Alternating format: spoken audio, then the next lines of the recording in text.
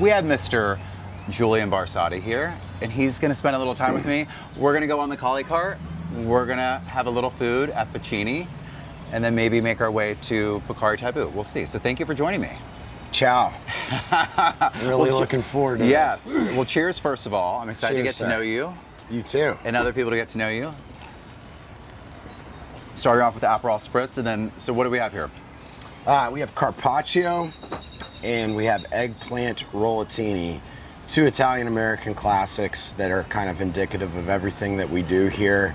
Trying to, something that you know, and do the best version of it, elevated, I guess, is a succinct way of putting it. Yeah, and I just am fascinated by you because, to be honest, went to the opening of Cafe Luca, which is your newest restaurant. Yes, right? sir. And it's beautiful, gorgeous, food's amazing. And everyone I'm talking about, you gotta meet Jules, you gotta meet Jules, you gotta meet Jules, you gotta meet Jules. And I'm like, okay, I never even like Googled or looked you up, any of that. And so when I saw you that day, I was like, I'd never seen you before. And I'm like, wait, this is Julian Barsotti? I'm like, what was the image? I'm curious. Well, you were like just so, the way you were dressed, because it was the opening, Dallas is everyone dresses for anything to go to the grocery store. And you had this like cool swagger, almost LA street style. You were wearing shorts. Yeah, it's I because believe you're wearing was shorts working and in the sneakers. kitchen. Uh-huh. But no, to me, I thought it was, I was like, oh, this is Jules. I'm like, I needed to get to know this guy. What is his story? I need to get him on the golf cart. But I love your style first and foremost. Appreciate it. No, I like to dress in costume is the way I like to put it. I'm comfortable in my own skin, for sure. Well, okay, so what are you wearing right now? This is a Missoni sweater that or a cardigan that generally I think you wear a shirt underneath, but I'm not. But you got to show the elbow. Yeah. So they can see it. That's and a Stetson, just a little hint. Yep. Some Dylan Jacques-Marie Mage sunglasses, and matching with my shoes. I know. I saw the Missoni shoes. I was like, wow. Okay. I'm all over the place. Okay. Sometimes, track suits. Been watching The Sopranos for a while. I wear track suits all the time. Fila. Yeah. Love tailored clothing. Where do you like to shop in Dallas? What are your go-to stores? Stanley Korshak occasionally. Okay. I love Fendi. I mean, I get a lot of my stuff though from like traveling. On trips. Yeah. Mr. Porter. Mr. Porter's great. Yeah. Okay. I actually get stuff occasionally from Market, even though it's a women's store. Like really? I got this necklace that's for my birthday, 1980, from Market. Oh, I love that. Okay, so back to you. So you said you grew up a little bit over here. Mm-hmm. Actually lived a block away from here in high school. Yeah, grew up in Dallas or in Highland Park as a kid. Moved to New Mexico to live with my father for 3 years. Came back and finished high school. Went to the University of Kansas in the middle of the country, and was used to eating great food, and decided kind of midway through school that I wanted to try to learn how to cook. My mom's in the food business. Her family owned restaurants in New York, or owned a single restaurant in New York and New Jersey called Carbone's Fine Foods and Liquors. Okay. And but I really had never cooked, just had a great appreciation for food. Moved to San Francisco, worked in some exquisite, fabulous places in the city and in Berkeley and in Oakland, and then moved back here and opened Nona in 2007. Take us back like a second. So your mom had a restaurant, Carbone's, in New York, but did that make you, like, what made you want to open up the first restaurant in Dallas? Like, what was that kind of like I have a moment for you where you're like, okay, I'm going to do this? Clear memory of it. I still am incredibly interested in the regional differences in Italy of the cuisine, like how we're focusing on it at Luca in terms of Sicilian cuisine, and how there's just such different food than Italian American food is. And I had grown up here in the Bay Area. There were tons of great Italian restaurants with the sensibility of restaurants where, like in Italy, regional Italian food. And so I was back here, I think I was here for Christmas, and my mother has had a catering business here called Food Company since 1985, and they had that space have the space that known as at on Loma Alto, in a big kitchen in the back, and then they had a front space that was just completely unused that they were considering to use for, you know, catered parties in-house, but it just never happened. Yeah. And so I'd been working at this restaurant where we were simply like everything that was made was executed in a solid fuel, real wood-fired oven. And the idea was like, there's nothing like this here. I knew absolutely nothing about running a business. I mean, I was young, 25 years old. Wow. But I knew for sure, like, the sensibility and that style of food did not exist here. Nona, that name was that already there, or you named it Nona? No, I named it Nona. And you know, the idea being Italian grandmothers, like, that's the difference I feel like in French cooking and Italian cooking. It's everyone's grandmother is what you're aspiring to as opposed to a chef. Yeah. And really is a reflection of, in Italy, like, you know, if you go between Bologna and Parma, which are 15 minutes apart, and eat tortellini, they'll claim that theirs is just absolutely the best, unequivocally better than the neighboring cities. They're both delicious to me, and I can barely tell the difference. Yeah.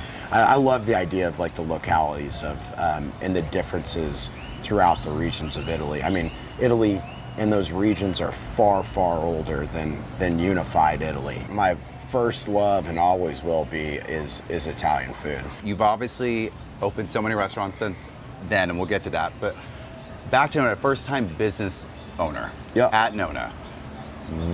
Like, was it successful? Did it take a couple of years? Like, it didn't take a couple of years. It was interesting. Back then, it was, if you got a 4-star review in the Dallas Morning News and D Magazine named you best new restaurant, which we got both of, and within the first few months, it just exploded. How many total restaurants do you have now? 8. 8? Okay. Yes, sir.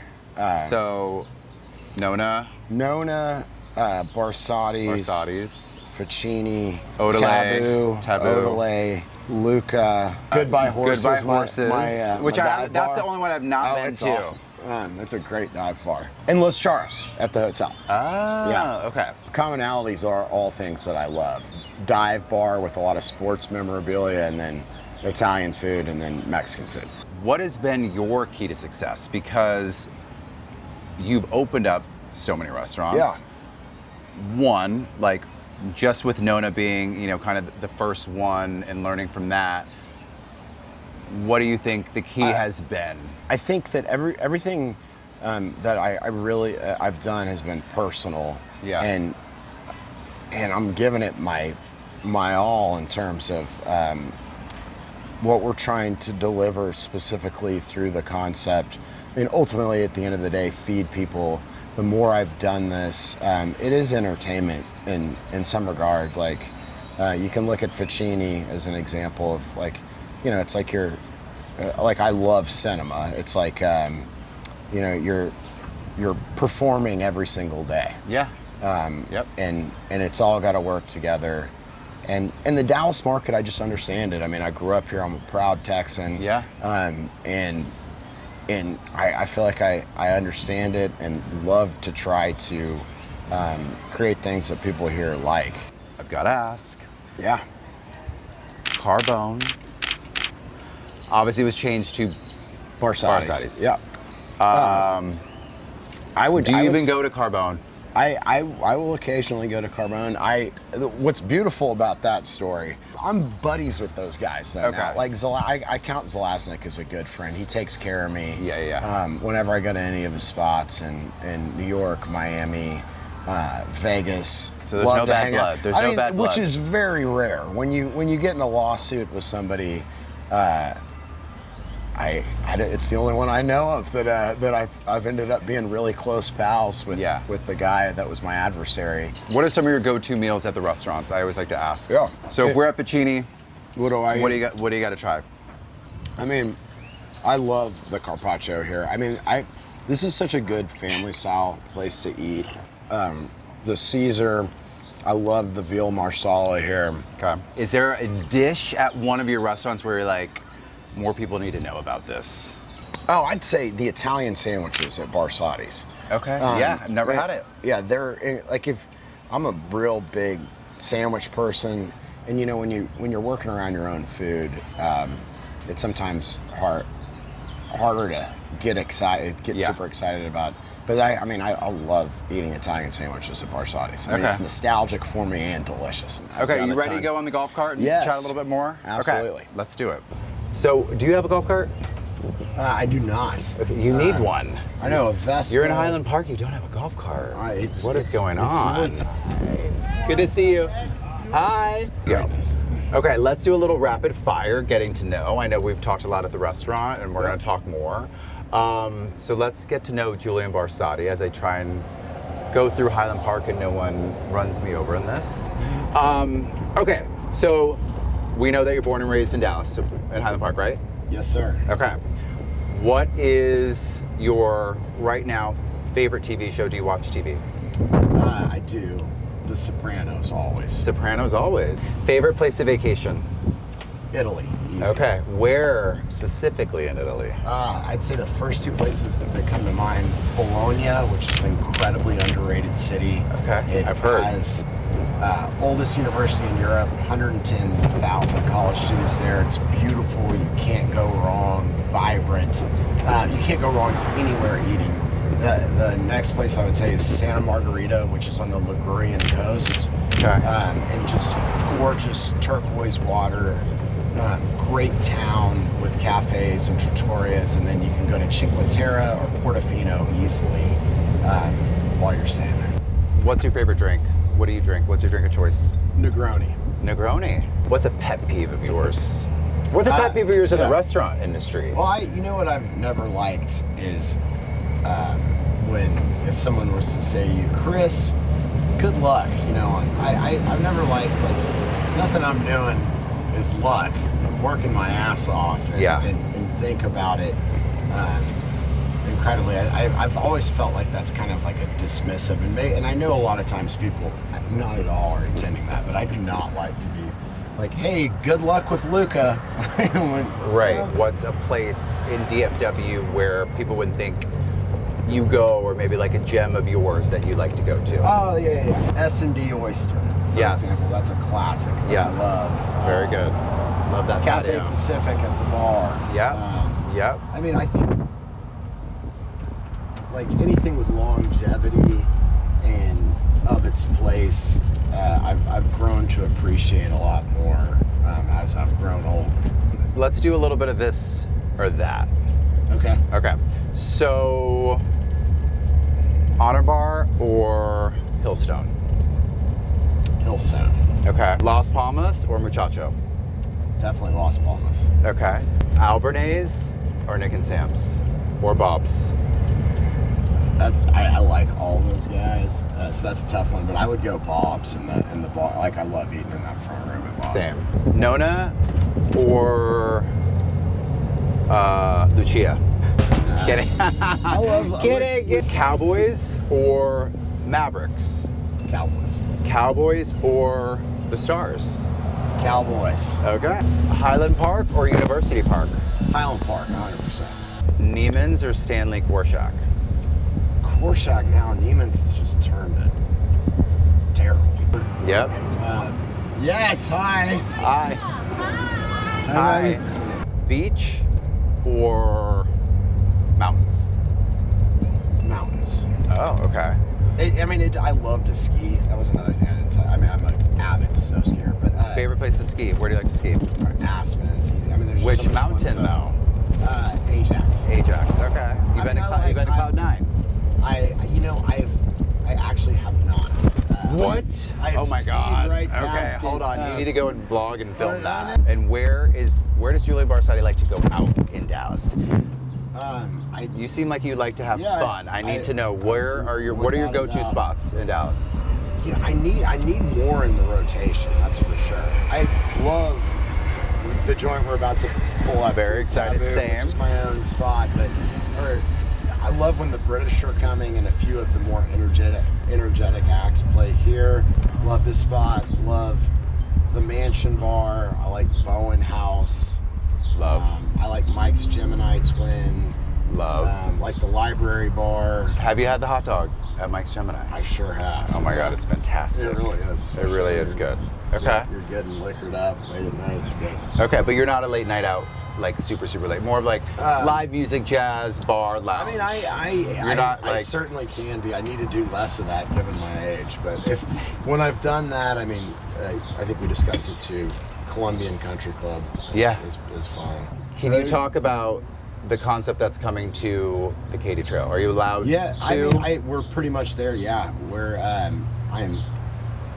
You don't have to tell us the name, but what type of spot is it going to be? Excited about it. It's going to be Mexican food. Okay. And really, really trying to maximize the space in terms of the energy of the trail and draw from the energy of the trail and make it the kind of place that you can go right into. And it's like, how did we not have a Tex-Mex or a Mexican place on the trail? I couldn't agree more. We are going. It's going to be big.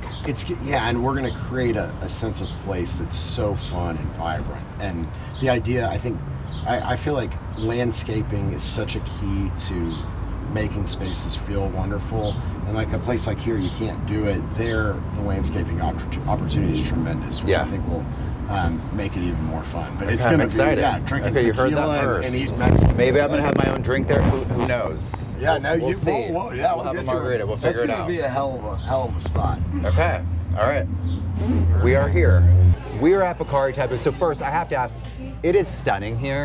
What was the idea with opening this? Because it's an extension of Nona. Yeah, I think it's a cool idea. So the Taboo room was open in Dallas partly in the same location for decades, I think 45 years. And so many people of older generations speak with it with just incredible loving nostalgia. So the idea of reinventing something that was so beloved here for so long was the kind of root idea of Taboo. We call it Bacardi Taboo Bar in Italian, and really. I didn't know that. I was like, what is Bacardi Taboo? And then in this area, and in Dallas in general, lacks music venues that are small and kind of live personal music. And authentic. I mean, the city. I just felt like it was missing, and both to rejuvenate something that was historically here, and then inventing it in my own way was an appealing project. Yeah, and so there's live music. How many nights a week? Live music. Right now we do Wednesday through Saturday. We're looking at Monday and Tuesday, maybe doing some type of open mic or programming. Cool. But at this point, it's just the acoustics in here are incredible. It's just playlists on Monday and Tuesday, and both over here and in Nona. We serve the same menu. It's the Nona menu, but I think it's cool too how the spaces interact. Yeah, Nona's been around for almost 18 years now, and you kind of transition into it's a completely different space, which is nice. It's just different experientially. Same menu exactly in both of these spaces, so it's whatever your flavor is. I mean, Nona's old school, rustic. But the drinks are different, right? Like you can't. We do have a dedicated cocktail menu here. Yeah. What is one of your guilty pleasures? I was thinking about like guilty pleasures the other day, and like what are my guilty pleasures? Everyone has their own like just weird things, but I was thinking kind of Dallas coded. I was like, oh, well, where are my like meals? What's a guilty pleasure for you? Burger House for sure. Burger House and Goff's. Both those places I grew up with, and they have unique style.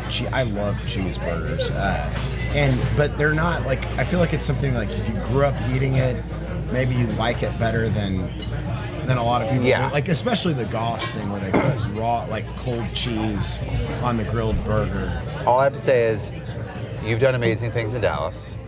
Yes, Congrats on your new concept, Cafe Luca. Thank you for taking me to Pacini on the golf cart. I'm always curious. Did you think I was going to be like an old, fat Italian guy? I mean, I've gotten that before. Like people that have met me like have been surprised by what I I was definitely surprised. Like I thought, I was just like, oh my gosh, he seems like some like I've been doing this cool for guy a long from SoCal, time. and yeah, I did not expect it, but pleasantly surprised. Thank you for chatting with me and being on the golf cart. Okay, cheers.